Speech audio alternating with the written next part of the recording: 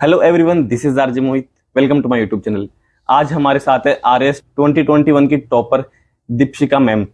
स्वागत है मैम आपका हमारे यूट्यूब चैनल पे। मैं आपको बता दूं मैम के बारे में, मैम ने रैंक 13 हासिल की है इस बार।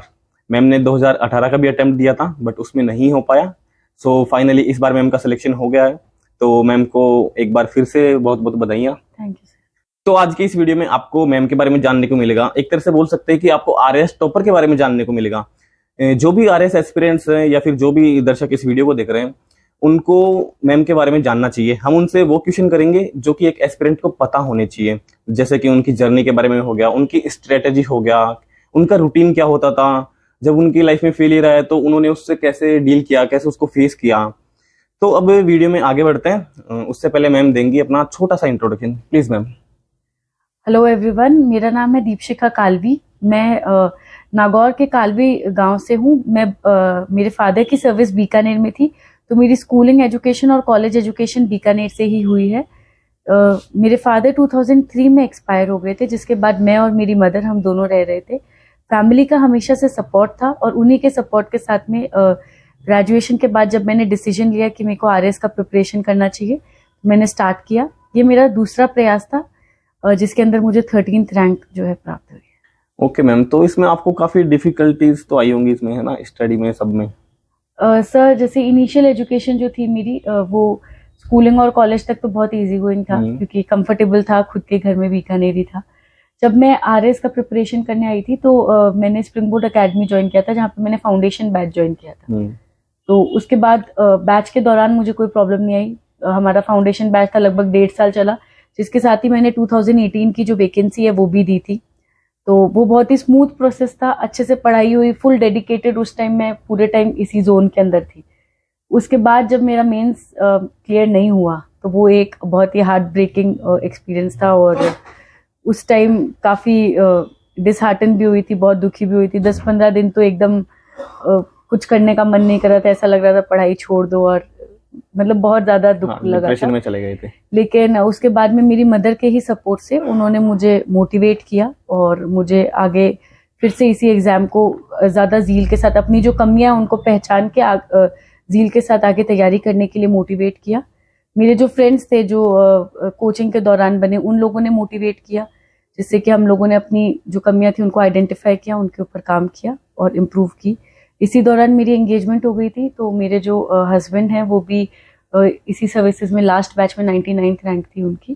तो उन्होंने मुझे प्रॉपरली गाइड किया, जो मेरी कुछ कमियां थी, और उन पे वर्क किया। तो आज ये रिजल्ट। ओके, एक तरह से बोल सकते हैं आपके जो हस्बैंड है वो काफी सपोर्टिव है। जी सर। ओके, तो आप जैसे आपने ये आरएस की जर्नी बता दी, आप थोड़ा अपना जैसे स्कूलिंग बैकग्राउंड था ना, आप कैसे स्टूडेंट थे आप ये भी बताएं, और कॉलेज टाइम पे आप कैसे स्टूडेंट थे, फिर आपको इसका मोटिवेशन कहाँ से मिला कि आपको कब लगा कि आपको भी प्रिपरेशन करनी चाहिए? आप ये 3 चीजें और बताएं। मेरी स्कूल जो थी वो सोफिया सीनियर सेकेंडरी स्कूल में थी बीकानेर में। स्कूलिंग में मैं एवरेज स्टूडेंट थी। मेरे मतलब कभी टॉप 10 में नहीं आई हूँ मैं, लेकिन वैसे देखा जाए तो percentage wise above average 15, top 15, top 20 के अंदर स्कूल में रहती थी। मेरे 10th में 9.4 CGPA थे, 12th में मेरे 75% थे। ग्रेजुएशन में मैंने बीटेक किया था इलेक्ट्रॉनिक्स एंड कम्युनिकेशन में गवर्नमेंट इंजीनियरिंग कॉलेज बीकानेर से, जहाँ भी मुझे ऑनर्स की डिग्री मिली थी। 74% मेरा एग्रीगेट रहा। इसके बाद में मैं टाटा कंसल्टेंसी सर्विसेज में जॉब कर रही थी, जो मेरा कॉलेज प्लेसमेंट हुआ था। वहाँ जॉब करते वक्त मेरी मदर की हमेशा से इच्छा थी कि मैं एक अच्छी गवर्नमेंट जॉब में जाऊँ। जैसे कि मेरे फादर की हमेशा से इच्छा थी कि मैं डॉक्टर बनूँ, पर क्योंकि मैंने PCM लिया था, PCB लिया ही नहीं था, तो डॉक्टर वाला तो वहीं पे खत्म हो गया। उसके बाद उनकी इच्छा थी कि मैं प्रिपरेशन करूं गवर्नमेंट जॉब की, कोई अच्छी एक समाज के लिए कुछ करूं, अच्छी एक सोसाइटी में जो रेप्यूटेड जॉब्स होती हैं उनके लिए प्रयास करूं। तो मैं वहाँ पे IT सेक्टर में खुश थी, लेकिन सेटिस्फैक्शन कई बार फैमिली की तरफ देखते हुए मुझे लगता था कि मैं बेटर कर सकती हूँ। तो मैंने डिसीजन लिया कि मुझे प्रिपरेशन ट्राई तो करना चाहिए डेफिनेटली। और मैं सिर्फ इसी असमंजस में जो है स्प्रिंग बोर्ड पहुंची थी, सर से मिली थी, मुझे लगा मुझे छोड़नी चाहिए जॉब, मुझे आगे करना चाहिए कि नहीं करना चाहिए। तो सर ने मुझे काफ़ी मोटिवेट किया। उस वक्त की जो रिजल्ट आए थे 2013 आरएस बैच का और 2016 का, जिसके अंदर मैम थे, श्यामा राठौर मैम थे, उनका भी सिलेक्शन हुआ था, जो भी इंजीनियरिंग कॉलेज बीकानेर से ही थे। उनके एकेडमिक्स मेरे जैसे थे, तो मुझे लगा कि मतलब इंजीनियरिंग वाले भी आरएस कर रहे हैं, आपने काफी रिलेट किया खुद तो को। मुझे लगा कि I should also try. So ma'am, आपको क्या लगता है आपको कौन सी पोस्ट मिलेगी? मुझे एसडीएम, मोस्ट प्रोबेबली एसडीएम मिल जाएगा उसकी चांसेस है जी।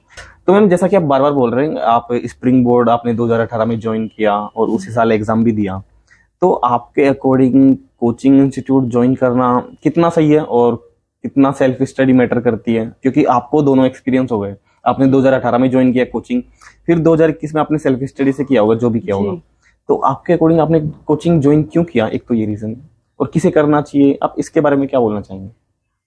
जैसे मेरा क्योंकि टेक्निकल बैकग्राउंड था, इंजीनियरिंग से थी मैं, तो मुझे ह्यूमैनिटीज का बिल्कुल भी आइडिया नहीं था।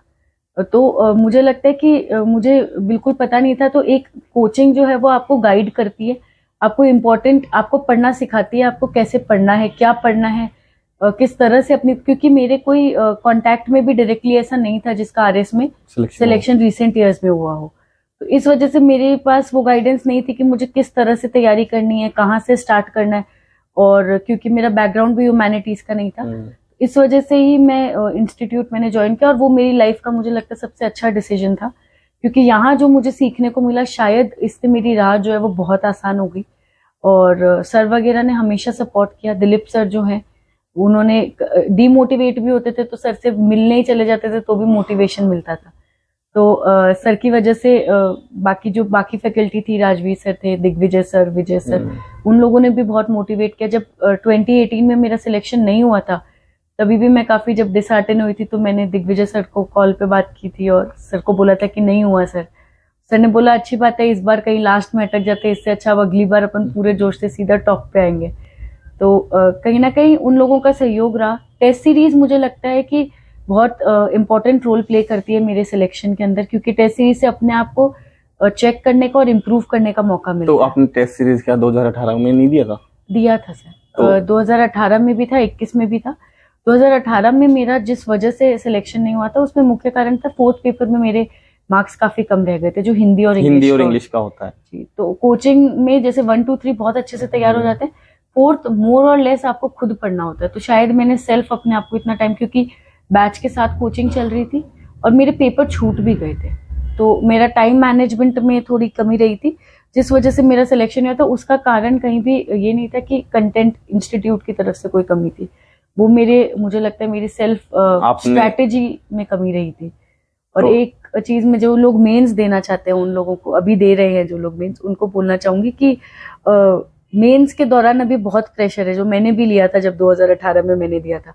तो लास्ट में नींद उड़ जाएगी, हम लोग सोते नहीं है, तो उसकी वजह से परफॉर्मेंस इम्पैक्ट होती है। अभी आपको जितना पढ़ना है 10 जनवरी तक, जैसे 27-28 जनवरी को पेपर, तब तक अच्छे से पढ़ें, खींच के पढ़ें, चाहे 10-10 घंटे पढ़ें, 12-12 घंटे पढ़ें, लेकिन जो 15 जनवरी के बाद है, अपने आप को थोड़ा कूल रखें। क्योंकि मैंने 2018 में ये गलती की थी सर, कि मैं रात भर पढ़ती थी, 4:30-5 बजे तक, मेरे को नींद ही नहीं आती थी एग्जाम टाइम में भी। हाँ, मतलब मेरे को नींद नहीं आती थी, तो मैं 4:30-5 बजे तक पढ़ रही हूँ, फिर दोपहर में सो जाती थी 2 से 4। हमारे जो सेकंड और फोर्थ पेपर होते हैं वो इवनिंग शिफ्ट में होते हैं, 2 to 5। तो मुझे लगा था, मुझे उस टाइम मेरे एक सीनियर थे पीजी में, दीदी ने कहा भी था कि तू अपना स्केड्यूल सुधार ले, बॉडी साइकिल सुधार ले, टाइमली 9 से 5 मत सोया कर दोपहर में। मैंने कहा कि आरएस का पेपर लिखूंगी तब नींद थोड़ी आएगी पर एक्चुअली आपकी परफॉर्मेंस इम्पैक्ट होती है। तो इस वजह से ज्यादा स्ट्रेस, मुझे लगता है लास्ट के 10 दिन थोड़ा अपने आप को रिलैक्स, काम रखना चाहिए, क्योंकि हम पढ़ाई पहले ही कर चुके हैं, हम बहुत लंबे टाइम से तैयारी कर रहे हैं। घर चले जाना चाहिए जहाँ पेरेंट्स ध्यान रखें, खाने पीने का, सोने का, प्रॉपर नींद लेनी चाहिए, ताकि अपन अच्छे से चीजों को एक्सप्रेस कर पाए। ओके, सो मैम अब नाउ बात करते हैं आपकी स्ट्रेटेजी की। तो प्रीलिम्स के लिए आपने क्या स्ट्रेटेजी फॉलो की और मेंस के लिए क्या स्ट्रेटेजी फॉलो की, और साथ ही मैं चाहूंगा आप बताएं इंटरव्यू के लिए भी मतलब क्या प्रोसेस रहा उसका, वो अपना एक छोटा सा एक्सपीरियंस शेयर करें आप। जी सर, तो जैसे कि मैं बताना चाहूंगी, मैं फाउंडेशन बैच में थी और मुझे ये लगता है कि अभी क्योंकि वैकेंसी नहीं है, कोई फ्रेश स्टार्ट कर रहा है, तो तैयारी हमेशा मेंस की करनी चाहिए, क्योंकि यहाँ पे जो ये एग्जाम है इसमें प्रीलिम्स क्वालिफाइंग नेचर का होता है, उसके बाद मेंस होता है 800 नंबर का, 100 नंबर का इंटरव्यू होता है। तो प्रीलिम्स को हमें सिर्फ क्वालिफाई करना है। प्रीलिम्स के जो सब्जेक्ट होते हैं 6, वो मेंस में भी होते हैं, इसके अलावा मेंस में और सब्जेक्ट्स भी होते हैं। तो इसलिए तैयारी अगर हम मेंस की करते हैं तो प्री की तैयारी ऑटोमेटिकली हो जाती है। मुझे लगता है कि जो ये मेन जो सब्जेक्ट है प्री वाले, उनको हम मेंस के पर्सपेक्टिव से पढ़ें। जिस दिन प्रीलिम्स की डेट आ जाए, क्योंकि प्रीलिम्स में फैक्चुअल ऑब्जेक्टिव नेचर होता है क्वेश्चंस का, तो फैक्ट्स ज्यादा पूछे जाते हैं। तो हम लोगों को उस वक्त, जैसे 3 महीने लगभग मिलते हैं वैकेंसी आने के बाद और प्रीलिम्स की डेट में, उस टाइम तक तो हमें मेंस की तैयारी करनी चाहिए। उसके बाद जैसे ही डेट आ जाती है, उसके बाद आप प्री की तैयारी करो। वो जो 3 महीने, उसके अंदर करंट अफेयर्स अच्छे से लास्ट 6 महीने और ये कमिंग 3 मंथ्स, इसके जो करंट अफेयर्स है उनको अच्छे से फॉलो करें, उनको अच्छे से रट लें, क्योंकि उनके 20 से 25 क्वेश्चन आते हैं डायरेक्ट, जो 1 लाइनर्स होते हैं, या तो वो आते हैं या वो नहीं आते हैं। तो एक तो करंट अफेयर्स, इकोनॉमिक सर्वे होता है राजस्थान का, उससे लगभग 10 क्वेश्चन आते हैं जो कि बहुत ईजी होते हैं। तो उनको, वो फैक्ट्स होते हैं, उनको इकोनॉमिक सर्वे को अच्छे से घोट लें।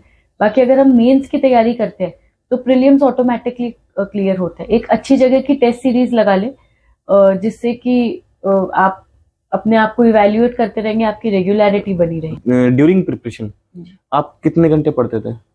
जैसे कि जब मेरा फाउंडेशन बैच था तब 6 घंटे तो हमारी क्लास ही होती थी। उसके बाद में मैं 6 to 7 आवर्स घर पे, मेरा जैसे मैं रूटीन बता देती हूँ। मेरा जो रूटीन था कोचिंग के टाइम, मैं 1 से 7 मेरी कोचिंग हुआ करती थी। तो 1 से 7 बजे तक क्लास आती थी। 7, 7:30 कुछ मेरा यहीं पीजी था कोचिंग के पास, 7:15, 7:20 तक मैं पहुंचती थी। फिर मैं 15-20 मिनट सो जाती थी।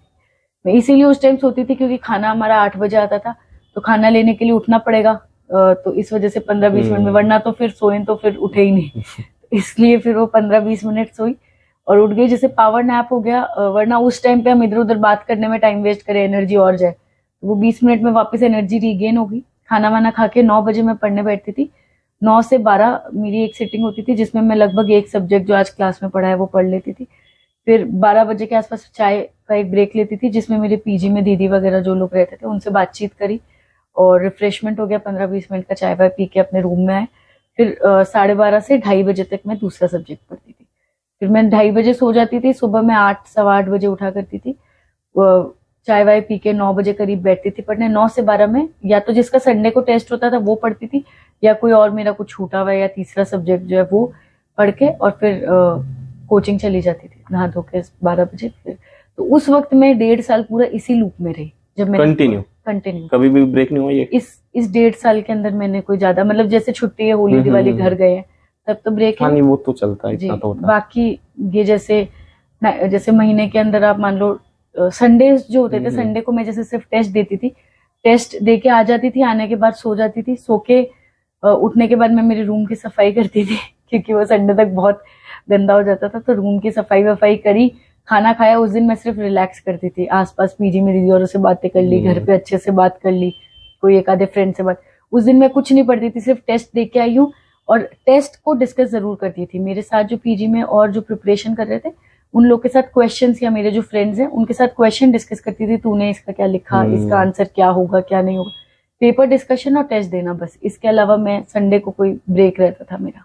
और आपने नोट्स और बुक किसको फॉलो किया ज्यादा?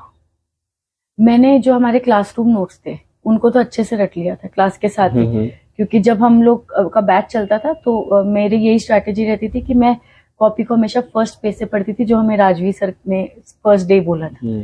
तो मेरा हमेशा यही था कि कॉपी को, नोट्स को फर्स्ट पेज से पढ़ना है। तो जिस दिन सब्जेक्ट पूरा होता था, मेरा भी सब्जेक्ट कंप्लीट होता था, फिर मैं 15-15 दिन से उसका रिविजन करती थी। तो इस तरह से मैंने 18 में सिर्फ नोट्स किए थे। फिर बाद में मैंने जैसे जो बड़े वाले सब्जेक्ट्स हैं जो प्रीलिम्स के हैं, जैसे हिस्ट्री है, ज्योग्राफी है, पॉलिटी, इनके लिए मैंने जो आरबीएससी की बुक्स हैं उससे 11th-12th से कुछ टॉपिक्स जो है वो, इसमें राजस्थान अध्ययन है जो हमें सर ने कोचिंग के टाइम भी कहा था पढ़ने को, पर उस वक्त मैंने नहीं पढ़ी थी। तो उनसे मैंने कुछ मुझे रेलेवेंट चीजें लगी तो इनमें ऐड कर दिया मेरे ही नोट्स के अंदर, क्योंकि बहुत ज्यादा पॉइंट्स नहीं थे, कुछ ही चीजें थी जो ऐड करनी थी। तो मैंने इन्हीं नोट्स में पेज लगा के या ऊपर नीचे लिख के ऐड कर दिया। तो मेरे यही मेन नोट्स बन गए। जो छोटे सब्जेक्ट्स होते हैं, मेंस के जो सब्जेक्ट होते हैं 6 सब्जेक्ट्स, उनमें मैंने एनसीईआरटी को रेफर किया था, नोट्स को रखा था। तो मैं ऐसे पढ़ती थी जैसे मैं आज साइकोलॉजी की यूनिट 1 पढ़ रही हूँ, तो मैंने यूनिट 1 को नोट से पढ़ ली। फिर मैंने वो पर्टिकुलर जो टॉपिक है जैसे इंटेलिजेंस है उसको मैंने गूगल पे लिखा, आगे साइकोलॉजी लिख के एनसीईआरटी लिख दिया, तो वो चैप्टर खुल जाता था।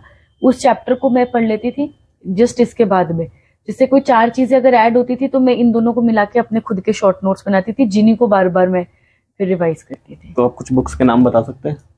तो मैंने बुक्स में तो सिर्फ एक लक्ष्मीकांत पॉलिटी की जो है वो पढ़ी है। बाकी मैंने नोट्स और ये जो एनसीईआरटी और आरबीएसई की बुक्स हैं, क्योंकि आरबीएसई की सब बुक्स इंग्लिश मीडियम में नहीं मिलती, तो इस वजह से मैंने उनकी जिनकी नहीं मिली उनकी एनसीईआरटी देखी। बाकी आरबीएसई की जो 11th-12th क्लास की बुक्स हैं उनको रेफर करते हुए मेरे। एंड मैम, अगर किसी को फर्स्ट अटेम्प्ट में आरएस का एग्जाम क्लियर करना है, सपोज कीजिए मैं अब प्रिपरेशन स्टार्ट करूंगा और 2025 का मुझे एग्जाम देना है, अब मेरे को प्रिपरेशन करनी है 0 से और मेरे को फर्स्ट अटेम्प्ट में करना है, तो वो कैसे पॉसिबल होगा? देखिए, सबसे पहले तो जैसे मैंने बताया कि आरएस जो है ये पेशेंस का असली टेस्ट है, तो दिमाग में ये रखना है कि जिस जील के साथ आप पहले दिन तैयारी चालू कर रहे हैं ना, जब तक सिलेक्शन ना हो आपके अंदर वही सेम आग रहनी चाहिए, ठीक है, तो वो सिलेक्शन जरूर होगा। उसके बाद पहले दिन जिस मोटिवेशन से बैठे उसी से लास्ट दिन तक बैठना है। सबसे पहले मुझे लगता है सिलेबस देखे, मेंस का सिलेबस देखे, क्योंकि प्रीलिम्स की तो जब वैकेंसी आएगी आपका ऑटोमेटिक हो जाएगा, करंट वगैरह उस टाइम पढ़ोगे तो हो जाएगा। तो मेंस का सबसे पहले सिलेबस निकालें, सिलेबस को अच्छे से देखें, जो सब्जेक्ट आपको इंटरेस्टिंग लगता है, जैसे किसी को पॉलिटी में इंटरेस्ट है, हिस्ट्री में, या जिसका थोड़ा बहुत बैकग्राउंड रहा है उस सब्जेक्ट से रिलेटेड, उस सब्जेक्ट को आप सबसे पहले स्टार्ट करें। उसके लिए रेफरेंस के लिए आप आरबीएसई की बुक्स जो 11th-12th की हैं वो, या फिर जैसे राजस्थान की 9th-10th की, Rajasthan history art and culture पढ़ें, राजस्थान की 9th-10th की बुक्स आती है उनको आप पढ़ें, उधर से आप स्टार्ट करें। अपने जो शॉर्ट नोट्स हैं वो आप साथ साथ अपने, पहले तो आप अपने नोट्स बनाएं उन बुक में से जो आपको काम काम की चीजें लगती है। अपना एक टाइम टेबल सेट करें, मतलब जैसे आप एक वीक के अंदर हिस्ट्री, एक वीक में तो नहीं होगी, जब आप बिल्कुल बिगिनियर हैं तो आपको 10 से 15 दिन लगेंगे, तो उस हिसाब से अपना प्रिपरेशन स्टार्ट करें। ओके मैम, सो अब आप मुझे बताएं इंटरव्यू के बारे में। अगर किसी का मेंस क्वालिफाई हो जाता है तो फिर वो इंटरव्यू के लिए कैसे अपने माइंडसेट को स्ट्रॉन्ग करे और खुद को उसके लिए प्रिपेयर करे? इंटरव्यू जो होता है मेनली वो हम एक डिटेल्ड एप्लीकेशन फॉर्म भरते हैं, उस जिसमें आपके बारे में होता है, आपकी अर्ली एजुकेशन कहाँ से रही, आपकी ग्रेजुएशन किस सब्जेक्ट में रही, आप अभी कोई जॉब कर रहे हैं तो वो क्या है, आपका होम डिस्ट्रिक्ट क्या है। तो जो इंटरव्यू मेनली है वो आपके डेफ के इर्द गिर्द ही घूमता है। तो सबसे पहले तो आपको अपना जो डेफ है, यानी कि आपकी होम डिस्ट्रिक्ट जहां से आपने 10th और 12th की है, वो आपका ग्रेजुएशन में जो सब्जेक्ट है उसको, अगर आप कोई जॉब कर रहे हैं तो उस जॉब को, आप जॉब जहां कर रहे हैं उस बारे में, ये चीज के बारे में प्रिपेयर करें। सेकेंडली होता है करंट अफेयर्स, तो जो आसपास चीजें चल रही है घटनाक्रम में उसकी उन पे आपका पॉइंट ऑफ व्यू होना चाहिए और उनके बारे में आपको अवेयरनेस होनी चाहिए। तो उसके बारे में आप प्रिपरेशन न्यूज़पेपर के थ्रू अपनी प्रिपरेशन कर सकते हैं।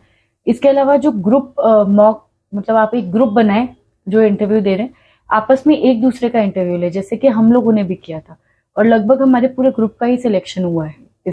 तो जिस तरह से एक ग्रुप बनाए जिसमें आप चीजों को डिस्कस कर सके, डिस्कस करें, एक दूसरे का इंटरव्यू लें। जैसे हम लोगों का था कि हम लोग, बाकी लोग इंटरव्यू लेते थे, एक जना इंटरव्यू देता था, फिर दूसरा जाता था वो देता था, बाकी लोग इंटरव्यू लेते थे। तो ये जो ग्रुप स्टडी, ग्रुप डिस्कशंस हैं वो इंटरव्यू में बहुत बेनिफिशियल रहते हैं।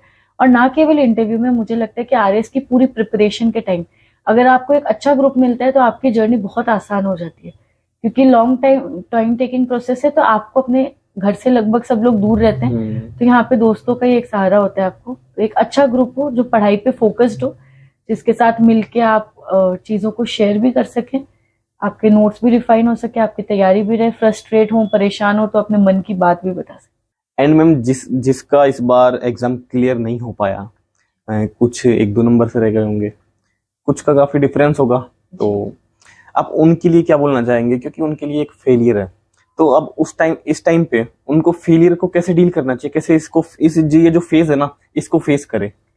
देखो, सिलेक्शन मेरा भी नहीं हुआ था लास्ट टाइम, मेंस मेरा भी क्वालिफाई नहीं हुआ था। क्या होता है कि हम जब प्रिपरेशन करते हैं, हम सारी तैयारी करते हैं, वो 50% पार्ट होता है हमारे जर्नी का। 50% होता है कि हम वो दिन हमारा कैसा जाता है, उस दिन हम कैसा आंसर लिख पाए, या इंटरव्यू देने गए तो उस दिन सामने वाले का मूड कैसा था, उन्होंने हमसे क्या क्वेश्चन पूछ लिया, हमारी फील्ड के पूछ लिए कि नहीं पूछे। तो ये जो चीजें हैं वो हमारे हाथ में नहीं होती। कॉपी किस तरह से चेक हुई, किसने कितने नंबर दे दिए, किसी की करेक्शन टफ थी, किसी की करेक्शन ईजी थी। तो कभी भी अपने आप को जज नहीं करना चाहिए कि भाई मैं तो, फेलियर तो होना ही नहीं चाहिए मन में कि मैं फेल हो गया। एक लेसन होना चाहिए, एक लेसन होना चाहिए। हो सकता है हमारी कोई कमी रही हो तो हम उस पर वर्क अपॉन करेंगे, हम वो चीज को इम्प्रूव करने की कोशिश करेंगे। और बाकी इसको एक एग्जाम है, इसको मेरे को लगता है एक एग्जाम के रूप में लेना चाहिए। हमारी लर्निंग है, हमने सीखा है, हमने अच्छी पढ़ाई की है, तो डेफिनेटली हम इधर नहीं तो किधर और कहीं ना कहीं हम सक्सीड तो करेंगे लाइफ में। और आरएएस जो वो एक सिर्फ एक सीढ़ी है जहां तक हम पहुंचे, इसके बाद जिंदगी में बहुत कुछ है। जो लोग आरएएस या आईएएस नहीं बनते वो लाइफ में बहुत अच्छा बहुत कुछ चीजें करते हैं। ऐसा कुछ नहीं है, हमें तैयारी करनी चाहिए पूरे मन से और ढंग से। अगर हमारी किस्मत में ये होगा तो बहुत बढ़िया, नहीं होगा तो कुछ इससे भी बढ़िया होगा। यानी एक तरह से बोल सकते हैं ये this is the part of the life, ये लाइफ नहीं है, ये पार्ट है ये लाइफ का, ये एक अच्छी लाइफ का पार्ट है, बट इसे डीमोटिवेट नहीं होना चाहिए। सो मैम आपका मैसेज क्या है एस्पिरेंट्स के लिए? मेरा सबसे पहले तो यही मैसेज है कि अगर आप आरएएस की प्रिपरेशन कर रहे हैं तो ये चीज को याद रखें कि आरएएस नॉलेज से भी ज्यादा पेशेंस का टेस्ट है। तो इसको अपने दिमाग में रखते हुए कभी मान के चलें कि अपने आप को मोटिवेटेड रखना है फॉर अ लॉन्ग टाइम। और इस एग्जाम की कंसिस्टेंसी जो है वो ही चाबी है। तो कंसिस्टेंट एफर्ट्स लगाते रहें, और आज आप जिस जील से आए हैं प्रिपरेशन चालू करते हैं, लास्ट दिन तक अपने अंदर वही आग जो है, वही जील जो है उसको बरकरार रखें। जिस दिन सफल होगे उस दिन जब अपने पेरेंट्स की आंखों में खुशी देखोगे तो ये सब वर्थ होगा। 4 साल 5 साल जितने भी साल लगेंगे फिर ये सब वर्थ होगा। तो तैयारी करें, अच्छे से करें। और कोई भी अगर कभी मेरे को रीच करना चाहता है किसी प्रॉब्लम के लिए तो I am always there, I will be grateful to help. तो आपकी इंस्टाग्राम आईडी मेंशन कर सकते हैं? जी सर। ओके, तो आपको डिस्क्रिप्शन में मैम की इंस्टाग्राम आईडी मिल जाएगी। अगर आप इनसे रीच करना चाहते हैं, कोई भी क्वेश्चन हो तो आप मैम से रीच कर सकते हैं, मैम आपको रिप्लाई जरूर करेंगी। सो आई होप आपको मैम के इंटरव्यू से बहुत कुछ सीखने को मिला होगा। मैम ने अपनी जर्नी बताई, मैम ने अपनी स्ट्रेटेजी बताई, मैम ने आपको कुछ टिप्स भी दी हैं। सो फिर भी अगर कोई ऐसा क्वेश्चन हो जो मुझे पूछना चाहिए था बट मैं नहीं पूछ पाया, तो आप वो चीज कमेंट सेक्शन में बता सकते हैं, उसका मैम भी रिप्लाई करेगी और मैं भी कोशिश करूंगा कि उसका रिप्लाई कर सकूं। और ऐसे ही इंटरेस्टिंग वीडियोस आपके लिए आते रहेंगे, ऐसे ही इंटरव्यूज आते रहेंगे, आरएएस के, एसएससी के, आईएएस, आईपीएस सबके आते रहेंगे। आप चैनल से कनेक्टेड रहें। तो आप वीडियो को लाइक करें और चैनल को सब्सक्राइब करें। मिलते हैं एक और ऐसे ही नई वीडियो में, तब तक के लिए बाय बाय, जय हिंद।